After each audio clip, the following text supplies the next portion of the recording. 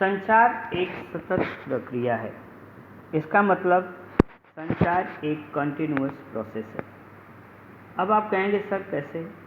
देखिए आप, जैसे हमने व्हाट्सएप पर एक मैसेज टाइप किया और वह मैसेज कुछ इस तरह से था कि एक से दूसरा, दूसरे से तीसरा, तीसरे से चौथे होते होते वायरल हो गया और अंत में फिर चल करके वह आपके पास ही पहुंच गया।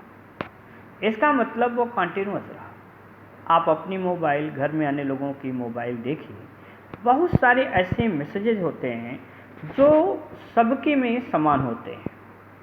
इसका यह अर्थ है कि वह कहीं न कहीं एक सतत प्रक्रिया से जुड़ा है। इस संचार में पहला जो घटक है उसमें सूचना, जो इन्फॉर्मेशन है, या आदेश दिया जाए, ऑर्डर है, या निर्देश, डायरेक्शन, या सुझाव, या सजेशंस, या सलाह, एडवाइस, क्रियान्वयन, परसुएशन, या शिक्षा, एजुकेशन, चेतावनी, वार्निंग, मोटिवेशन, अभिप्रेरणा, या आपका ऊंचा मनोबल। यह सभी संदेशों की निर्बाध प्रक्रिया के एक अंग हैं।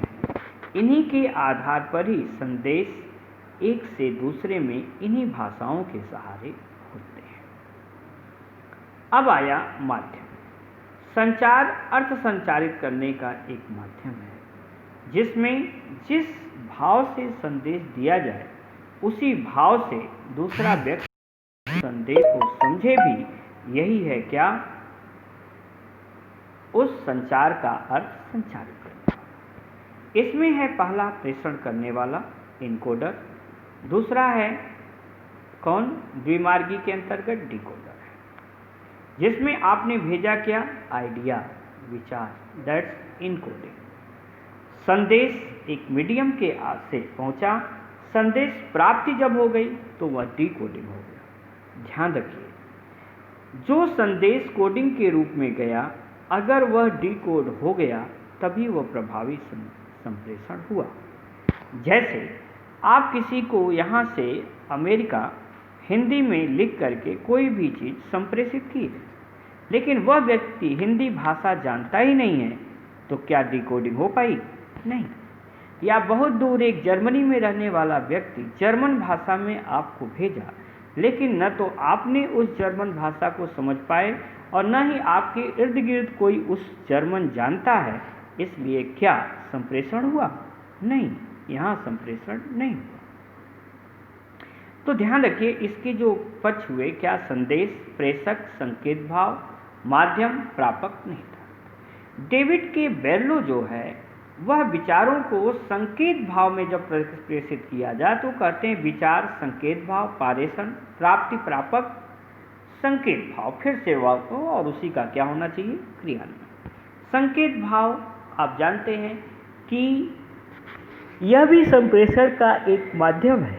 हमने बताया था आपको कि यदि आप जब पहुंचते हैं, गाड़ी चलाते हुए किसी चौराहे पर पहुंचते हैं, लाइट जो हैं वह आपके संप्रेषण का काम करती हैं। लाल लाइट्स आप रुक जाते हैं, ग्रीन लाइट्स आप चल देते हैं, येलो लाइट्स आपके लिए प्री प्रिपरेशन की है।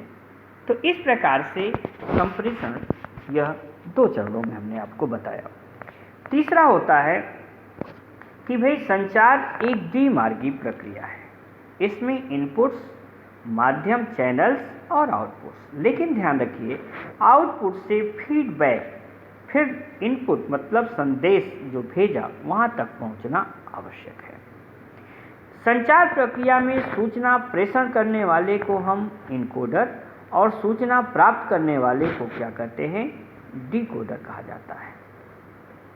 अब आता है कि संचार माध्यम के संचार एक प्रबंधकीय कार्य है। ध्यान रखिए, जितना भी प्रबंधपूर्ण कार्य होता है जिसमें संस्था के व्यक्ति या जो उच्च पदों पर बैठे हुए लोग हैं अपने समूह के व्यक्तियों, सहकर्मियों, कर्मचारियों आदि के मध्य समन्वय, नेतृत्व, अभिप्रेरणा और निर्देशन, इनका कार्य संचार द्वारा ही किया जाता है। ध्यान रखिएगा, नियंत्रण प्रक्रिया का मूल आधार संचार है। संचार अगर एक वेल कम्युनिकेशन हुआ तो वह कंपनी के लिए अच्छा भी होता है, और अगर वही संचार जो है गलत हो गया तो वह उस कंपनी में ताले भी डाल सकता है, वह उस कंपनी के लिए हड़ताल का माध्यम भी बन सकता है। अब संचार के माध्यम के प्रकार अगर देखें तो संचार जो है लिखित, मौखिक और सांकेतिक 3 है। इसमें परंपरागत जो है वह पत्राचार और टेलीफोन है, और आधुनिक संचार में टेलीफैक्स, वीडियो कॉन्फ्रेंसिंग, ईमेल ये सब आते हैं। हमने आपको बताया था क्या संचार एक मार्गी है जिसे हम इंटरस्केलर कहते हैं, द्विमार्गी है जिसे हम इंट्रास्केलर कहते हैं, और यह त्रिस्तरीय भी है जिसे हम एक्स्ट्रा ऑर्गेनाइजेशन भी कहते हैं। ध्यान रखिएगा, संचार प्रक्रिया जो है वह संगठन के प्रत्येक स्तर पर व्यक्तियों तक प्रवाहित होती है। संगठन या प्रत्येक अधिकारी, अधीनस्थ संचार प्रक्रिया से प्रस्तावित अथवा संलग्न होता है। तो कहा जाए कि यह बाकायदे एक ब्लॉक बना देता है जिसमें यह संदेश हमारे चलते हैं। अब बात आती है कि कोई संप्रेषण कब प्रभावी होगा। देखिए, जो प्रभावी संप्रेषण है यह एक बहुत ही महत्वपूर्ण पहलू है। जब हम किसी मित्र के साथ बातचीत करते हैं तो वह उस समय क्या होता है, मौखिक संप्रेषण होता है। हम शब्दों का प्रयोग करते हैं, जैसे हम किसी को अनुमति देते हैं या कहीं जाने के लिए कहते हैं या कहीं से आने के लिए कहते हैं, ये क्या है, संप्रेषण का द्विमार्गी है। जैसे हम किसी बच्चे को कह दें कि बेटा दरवाज़ा बंद कर दो, लेकिन उसने दरवाज़ा बंद करने की जगह खिड़कियां बंद कर दी, क्या संप्रेषण प्रभावी हुआ? नहीं, यहाँ संप्रेषण प्रभावी नहीं हुआ। जब हम यही संप्रेषण औद्योगिक सेटिंग्स में जाते हैं तो जैसे एक मिस्त्री अपने अधीनस्थों को किसी इंस्ट्रूमेंट को चालू करने या बंद करने या धीरे चलाने या तेज चलाने की अनुमति जो देता है वह क्या है, मौखिक है। लेकिन ज़्यादा तक यहाँ जो कंपनियों में संप्रेषण होता है वह लिखित होता है। जैसे किसी व्यक्ति का आज कितने बजे आया, कितने बजे से कितने बजे तक उसकी ड्यूटी है, यह सब हम कहाँ रखते हैं, यह दस्तावेजों में रखते हैं, रिपोर्टों में, ज्ञापनों में। यह सब जो हम संवाद करते हैं यह क्या होता है, लिखित होता है। अब आप जानिए कि अशाब्दिक संप्रेषण जो है वह चेहरे के भाव, इशारों और पूरी तरह से आसन के माध्यम से होती है। जरूरी नहीं है कि वहाँ पर हम अपने संप्रेषण को भाषा का रूप दें। कहत नटत रिझत खिझत हसत सबे लजियात, भरे भवन में करत है नैन नहीं सो बात, आंखों से ही इतने कार्य हो सकते हैं। आप खुद सोचिए, एक बच्चा, नवजात बच्चे और एक माँ के बीच अगर हम देखें तो नवजात बच्चा के साथ माँ खुद संप्रेषण करती है। वह बच्चे की इच्छाओं आदि को खुद समझ लेती है, जबकि बच्चे को कोई भाषा नहीं आती है। फिर भी माँ उसकी चाल ढाल, आवाज़ या उसके सांस लेने, सांस छोड़ने की प्रक्रिया से ही बता देती है कि बच्चे में क्या स्थिति है और क्या वो चाहता है, ये सही है या इसकी तबीयत में कुछ खराबी आ रही है। ये से जो संप्रेषण है ये क्या है, गैर मौखिक संप्रेषण है। एक अधीनस्थ जो है उसके चेहरे की भाव भंगिमा और अभिव्यक्ति देख करके ही दूसरा व्यक्ति उसके मूड को समझ लेता है और चुप हो जाता है। यह क्या है, एक गैर मौखिक संप्रेषण है। चिल्लाना, डांटना, यह क्या है, गैर मौखिक संचार है। अब ध्यान दीजिए, भाषा जो है वह संप्रेषण का एक महत्वपूर्ण घटक है, क्योंकि यह शब्दों के माध्यम से संप्रेषण में मदद करता है। यहाँ तक कि हमारी आकांक्षाओं और कुंठाओं को व्यक्त करने में यह हमारी मदद करता है। हमारी बॉडी लैंग्वेज, हमारे चेहरे के भाव, आँखों की हलचल, हाव भाव, यह संचार का एक महत्वपूर्ण हिस्सा है, जिन्हें हम गैर मौखिक संप्रेषण के रूप में जानते हैं। अशाब्दिक संप्रेषण श्रवण संबंधी सुनने में बहुत प्रभावी है। अब आइए जानिए सांस्कृतिक एवं सामूहिक संप्रेषण। देखिए, विभिन्न देशों की विभिन्न संक्रियाएं, विभिन्न देशों की विभिन्न प्रकार की सांस्कृतिक परिवेश हैं। इन परिवेशों को जानने और समझने के लिए हम वहाँ पर घूमने के लिए जाते हैं, पर्यटन करते हैं। उस पर्यटन में हम द्विभाषिता रखते हैं। वह अपनी आपकी भाषा को समझ करके आपकी भाषा में उन चीज़ों का व्याख्यान देता है। वहाँ की ऐतिहासिक धरोहर और वहाँ की जो अच्छी चीज़ें हैं उनको आप सीख करके और उन्हें संकलित करके आते हैं। नहीं तो आप पता लगा कि जर्मनी में गए या फ्रेंच में गए, जहाँ के लोग जर्मन और फ्रेंच भाषा बोल रहे हैं, आप कुछ समझ ही नहीं पा रहे हैं। तब आप वहाँ एक गाइड रखते हैं। वह गाइड आपको आपकी भाषा में समझाता है। जो ही आपको पता चलता है कि वह हिंदी जानता है, तुरंत आपका उसके साथ अपने आप एक लगाव हो जाता है और वह व्यक्ति उतने समय के लिए, जब तक आप वहाँ रहते हैं, जितना आप पेड किए होते हैं, उस समय तक अपना संप्रेषण उस प्रभावशाली ढंग से उस हिस्टोरिकल प्लेस के बारे में बताता है। तो जो विभिन्न सांस्कृतिक पृष्ठभूमि के लोग आपस में बातचीत करते हैं, वह सांस्कृतिक संप्रेषण सामाजिक विशेषताओं, विचार पैटर्न और लोगों के विभिन्न समूहों की संस्कृतियों पर आधारित होता है या केंद्रित होता है। हमारी विभिन्न संस्कृतियाँ, विभिन्न भाषाएं, रीति रिवाज, ये सब एक दूसरे से तभी साझा हो पाते हैं जब हम लोग एक दूसरे के साथ सांस्कृतिक और सामूहिक संप्रेषण करते हैं। विश्व वसुधैव कुटुंबकम की भावना यह भारत की ही है। और वसुधैव कुटुंबकम क्या है? एक सांस्कृतिक एवं सामूहिक संप्रेषण का माध्यम है। इसके बाद आता है क्लास संप्रेषण। देखिए, क्लास संप्रेषण मुख्य देखा जाए तो 3 श्रेणियों में बटा होता है। एक है मौखिक, दूसरा है अशाब्दिक और तीसरा है लिखित। मौखिक संप्रेषण वह है जिसमें एक शिक्षक या छात्र जोर से बोलता है। टीचर आए, बच्चे शोर कर रहे हैं, जोर से वह बोला, सभी शांत। यह हो गया क्या? एक क्लास संप्रेषण हो गया। लिखित संप्रेषण एक विशिष्ट ऑडियंस पर लिखा जाता है, जैसे रिपोर्ट कार्ड है, टिप्पणी है, छात्र असाइनमेंट है। शिक्षक और छात्र कई अलग अलग संदर्भ में एक दूसरे के साथ बातचीत करते हैं और इन तीनों प्रकार के संप्रेषण का उपयोग करते हैं। इसके बाद आता है शिक्षक क्लास संप्रेषण। शिक्षक क्लास संप्रेषण तब होता है जब शिक्षक अपनी पूरी क्लास से संवाद करता है। वह अपना लेक्चर देता है, बच्चे उन सूचनाओं को संदर्भित करते हैं, बच्चे उन सूचनाओं को लिखते हैं। और कोई शिक्षक किसी छात्र से बात करना बंद करें तो वह कहता है, जैसे शिक्षक क्लास संप्रेषण में शिक्षक महत्वपूर्ण अवयव है, लेकिन वहीं पर अगर कोई शिक्षक किसी छात्र को खड़ा करके और उससे प्रतिपुष्टि के लिए वह सवालों को पूछना शुरू कर देता है, जिससे वह फिर उससे अगला विद्यार्थी, इस प्रकार से जो संवाद होगा वह शिक्षक छात्र संप्रेषण पर होगा। अगला आता है छात्र शिक्षक संप्रेषण। कोई छात्र शिक्षक के पढ़ाने के बाद खुद खड़ा हो और उनसे विभिन्न प्रकार के जहाँ डाउट्स है, उस डाउट्स को वो पूछना शुरू कर देता है, तो यह छात्र शिक्षक संप्रेषण कहलाता है। और यह छात्र शिक्षक का जो संप्रेषण होता है बहुत ही क्लास के लिए इंटीग्रेटेड और एक गुड कम्युनिकेशन का कारक बनता है, जिससे ये पता चलता है कि वह क्लास कम से कम लोकतांत्रिक है। इसके बाद आता है छात्र छात्र संप्रेषण, जिसमें छात्र संप्रेषण तब होता है जब 2 या 2 से अधिक विद्यार्थी आपस में बातचीत करते हैं। इसमें चर्चा सफल भी हो सकती है, असफल हो सकती है।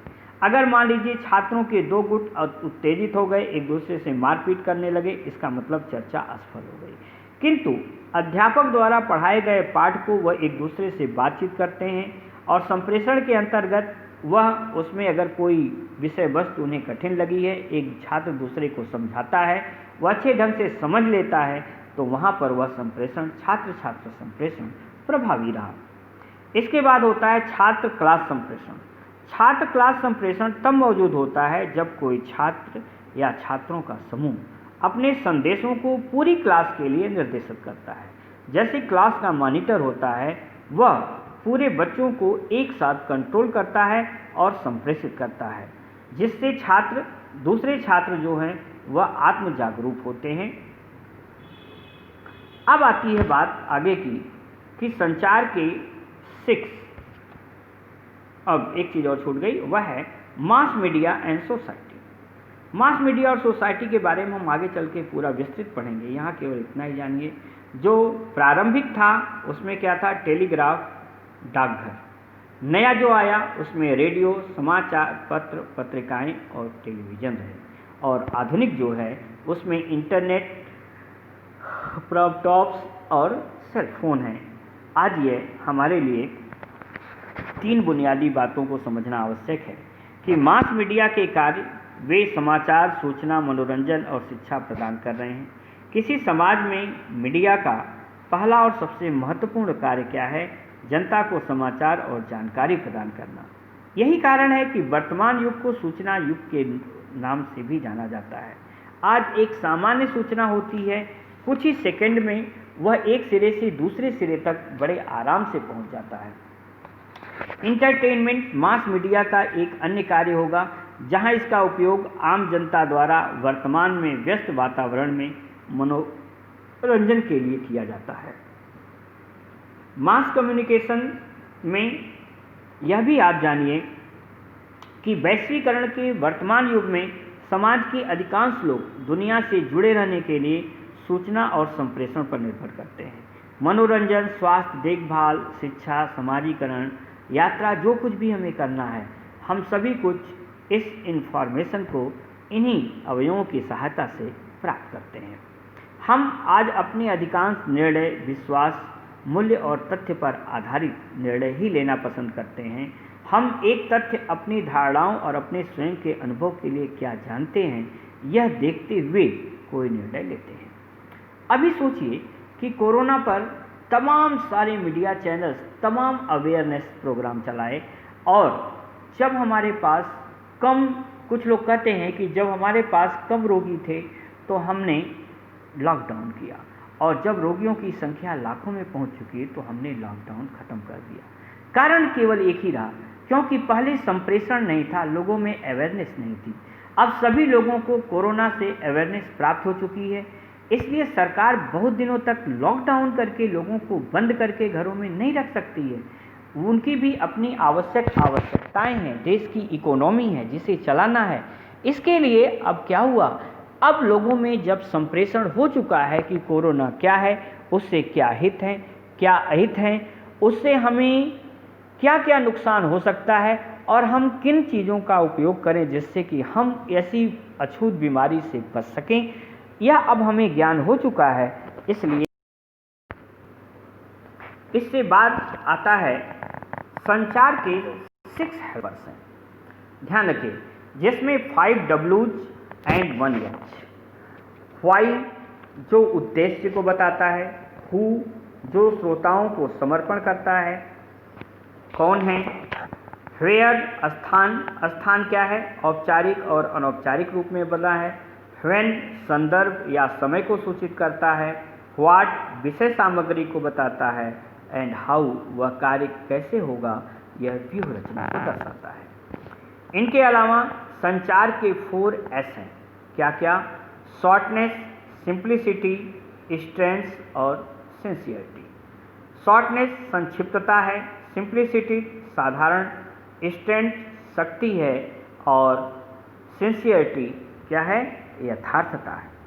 ध्यान रखिएगा, जो क्यों है वह है सूचित करने के लिए, प्रभावित करने के लिए, शिक्षित करने के लिए, सहानुभूति रखने के लिए और मनोरंजन करने के लिए। जो कौन है वह व्यक्ति, उम्र, शिक्षा, ज्ञान को दर्शाता है। जो विषय सामग्री थी क्या, वह क्षेत्र और आवश्यकता को दर्शाता है। जो व्यूह रचना है उसमें तस्वीरें हैं, पारदर्शी हैं, प्रिंट है, और प्रिंट क्या है, जिसे हटाया जा सकता है एवं शामिल किया जा सकता है। आइए, संचार के जो 4 S थे, इस 4 S में पहला है संक्षिप्तता। क्या था, इसमें प्रयुक्त शब्द, वाक्य, एब्रिविएशन जो होते हैं, श्रोताओं को सुनने और समझने में आसानी होती है, यह है शॉर्टनेस। दूसरा है सिंप्लिसिटी, इसमें सरल संदेश और सूचना विस्तृत रूप से समझना आसान होता है, क्योंकि वह संदेश अगर सरल नहीं है तो उसकी उचित प्रतिपुष्टि प्राप्त नहीं होती है।